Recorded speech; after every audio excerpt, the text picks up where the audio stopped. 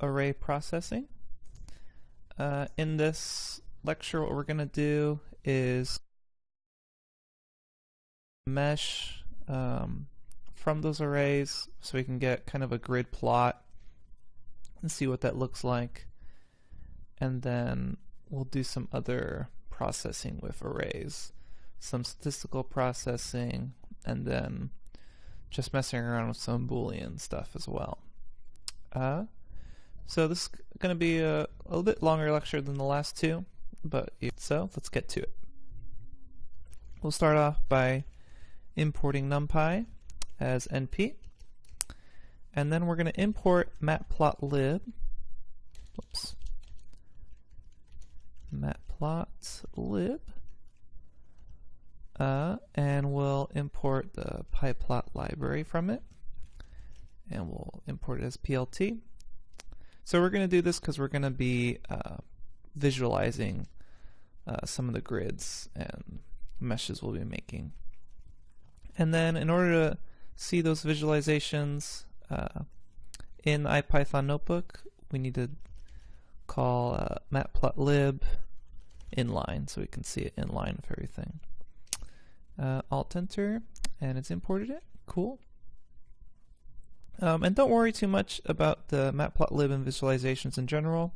One of the last sections throughout this course will go into much greater detail into visualizing data. So let's start with the creation of a grid. We'll do that by setting one side of the grid, points. So these will be the points along one side of the grid. We'll do that by calling numpy.arrange. So we can do our start, stop, and our step value. So we'll start at -5, stop at +5, and let's go in steps of 0.01. Alt-Enter. Cool. So we have our points, and then we'll create our grid. So our grid can be a points by points grid. So to show you what I mean by that, we'll call dx and dy, and from NumPy we'll call mesh grid. And what this will do is return coordinate matrices from the vectors we give it. So the vectors we're going to give it is just points by points. And to see what that actually did, let's go ahead and take a look at dx. Cool. And you'll see that dx is basically a matrix where all the rows go from -5 all the way to +5 in those 0.01 steps. And you'll see that dy is the same thing, but now it just goes along the columns instead. So this will help us make our grid.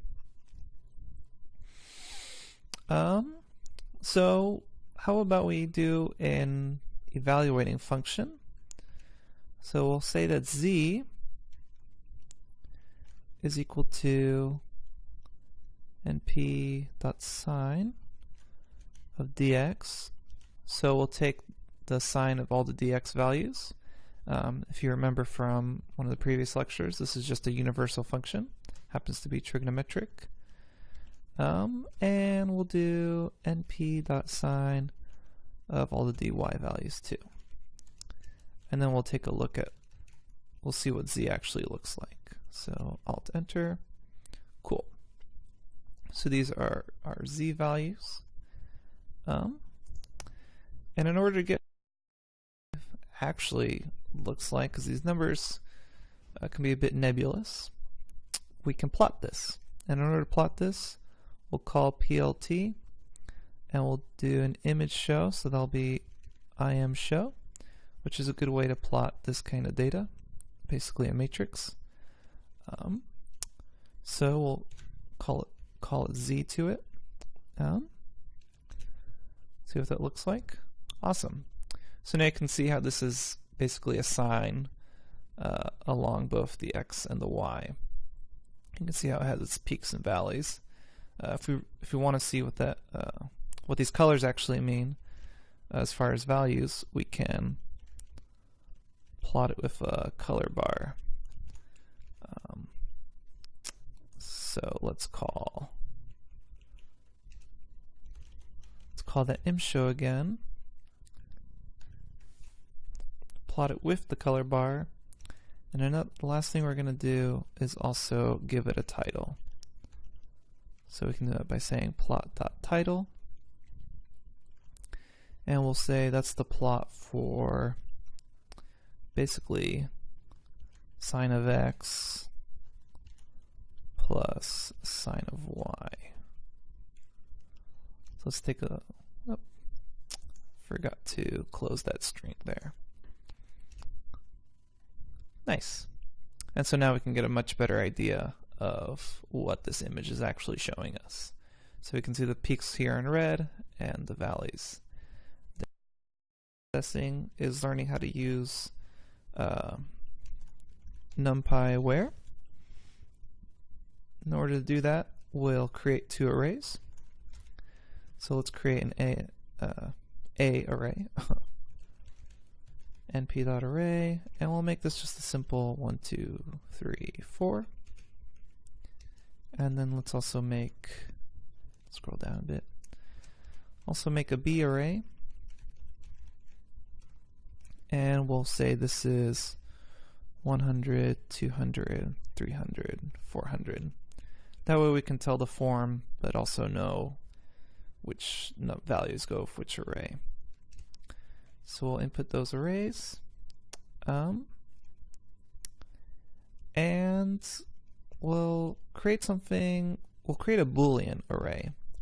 So Boolean will allow us to input true and false conditions into an array. So we'll call it condition. And in this Boolean array, what we're going to do is just input Boolean values. So true, true, and false, false. So we have our Boolean array now, and we can use this for something called a list comprehension. So what that will allow us to do is, let's say we want to make an array where we choose the A value if the condition is true. Otherwise, we choose the B value. So to show you what I mean by that, we'll say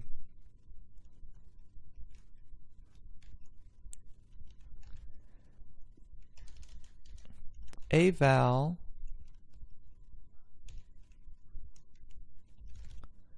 if condition is met, else use the B val. And since we haven't defined what A val or cond or B val is, we'll say that's for every A value, B val, and cond in, and we'll use zip to input multiple arrays, A, B, and condition. And whoops, have some invalid syntax here for let's just get rid of that. That actually goes at the end, since the whole thing will be, the whole answer is an array. So Alt Enter. Cool. So before I show you the answer, let's go ahead and think about it, see what we should be seeing. So what answer is, it's going to say, hey, in this array, show me the A value if the condition is met. Otherwise, show me the B value. And it defines A value, B value, and condition as each value in the A, B, and condition array. So if we think about this, let's see what that first value of this array should look like. A value if the condition. So it says choose the A value 1 if your condition is true. otherwise choose the b value. So you would expect the first value of this array to be 1, since that's true. And then again, if you go along to the second value of that array, a value, 2, if the condition is true, otherwise choose b, so it should be 1, 2. And then a value if condition, so on the third one the condition is false, so we would expect it to choose the b value there, so we should see a 300. And then last, on the fourth one, again it's false, so it's not going to choose the a value, it'll choose the b value. So let's see if we're right. We should see a 1, a 2, a 300, and a 400. And that's exactly what we see. So just take a moment to really understand what's going on here. We're just using a list comprehension to have a little bit of Boolean logic in this array for each of these values in these 3 arrays here. Cool. So now we'll use NumPy where. So to show you what that looks like is we'll have another array called answer2, np.where. We'll pass a condition, and then we'll say a, b. So what this NumPy where does is basically the short form of this long list comprehension array. So it's going to say where my condition is met, choose A, otherwise choose B. So where my condition, true, choose A, 1, otherwise choose B. So we should expect doing this command to see the exact same thing. And let's see if that is true. We'll do Alt Enter, and then we'll show answer 2. Yep, and that's the same thing. So you can see using NumPy, we can get that same kind of logic in a much more convenient fashion. So take a moment to see if you understand what just happened, and try inputting different conditions, different array values, play with it, see if you can predict the right arrays that come up on 2D arrays for manipulation. So from NumPy.random, I'm going to import the normal random distribution, because we'll be using that in a bit. And now I'm going to make an array. Now I can just call random without calling np.random, since I imported it specifically. And we'll make a 5 by 5, and let's go ahead and show what that matrix looks like. Cool. So this is this matrix came from a random normalized function. Cool. So using the same kind of where command and logic, I can say something like np numpy.where. How about where this we'll have to feed a condition, so we'll say where the array or this matrix was less than 0, make it a 0, otherwise leave that array value. So we have our condition, the first option to replace it, otherwise do that. So let's go ahead and see what happens. Cool. So if you look on the original array, everything that was negative is now a 0. So this is a useful tool if you ever want to clean up your data. It's also used in pandas, which is the module we'll be learning more about later. And it's just a useful thing to keep in the back of your mind. Let's create another array to go deeper into some other statistical processing stuff we can do. So we'll have np.array, and let's make it 1, 2, 3. Let's have it be a 3 by 3, and then we'll say 4, 5, 6, and then that last row will be 7, 8, 9. And let's show it just to see, make sure we did it right. Yep, so it's a 3 by 3, 1, 2, 3, 4, 5, 6, 7, 8, 9. And let's see what happens if I call sum on that matrix. I get 45, so it's summed up every value in that matrix. I can also do it along a specific axis. So for instance, if I wanted to sum up everything in the columns, so I wanted to sum up 147, 258, 369, I could say array sum and specify that axis. So we'll say along the 0 and see what happens. Yep, and that's what we get. So 1 plus 4 is 5, plus 7 is 12. So this is just adding it up along the columns itself. There's other things we can call, such as the mean. So this will give us some statistical information. So the average of all that is 5. It's a useful thing to call. We can also call the standard deviation using .std. We get our standard deviation. If you want, you can also call the variance using .var. Do this true and false ones. So to show you how this works, let's go ahead and make a Boolean array. np.array, and we'll have it be, let's just say true, false, true, so it alternates a bit.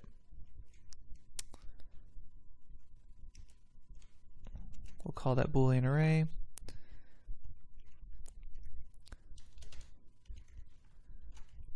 And we'll call any on this.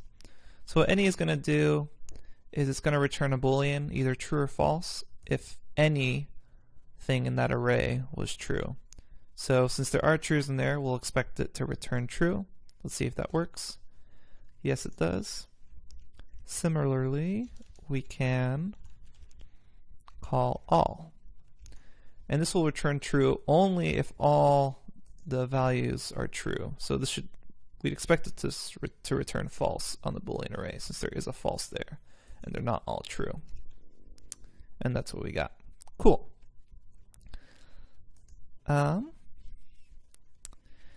Finally, you can sort arrays. So in order to see that, I'm just going to put a little comment here so we can know where we are at. We can say, let's make an array.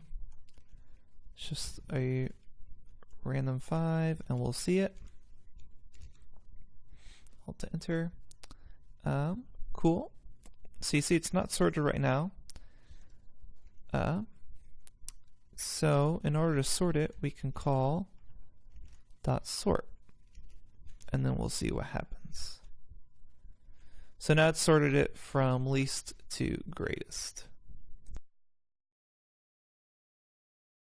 I know this is a lot already, but we're almost done with this lecture. We can use unique. So let's make an array called countries.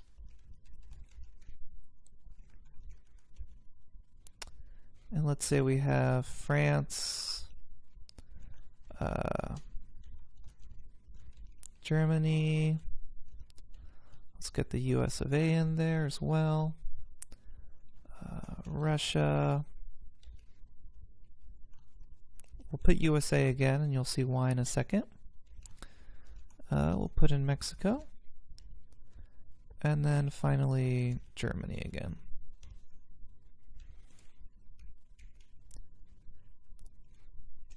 Let's go ahead and input that. So now we have this, basically this array of countries. We inputted a list of countries and transformed it into an array. If I wanted to find out which countries were unique in this array, I could say, I could call numpy.unique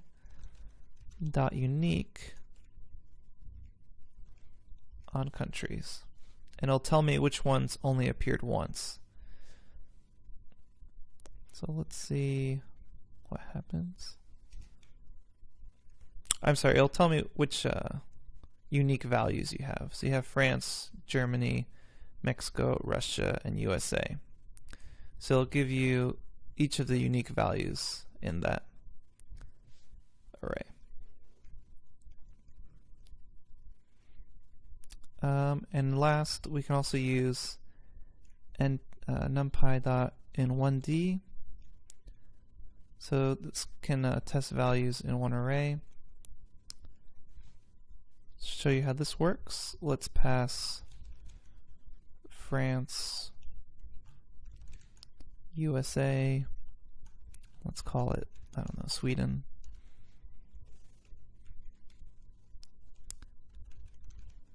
and countries.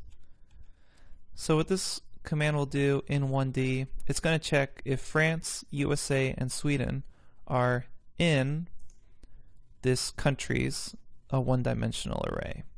So it's going to say, is France in countries, is USA in countries, is Sweden in countries? So let's think about what it should output before we see it. Is France in countries? Yes, so it should output true there. Is USA in countries? Yes, it should output true. Sweden is not in the countries array, so it should output false. So we should get an array that says true, true, false. Let's see if it works. Yep, true, true, false. Alright, awesome. So there was quite a bit in there. We just learned a lot. As always, you can check out the link to the IPython notebooks on GitHub and look at them and play around with some more stuff. All right, I'll see you in the next lecture.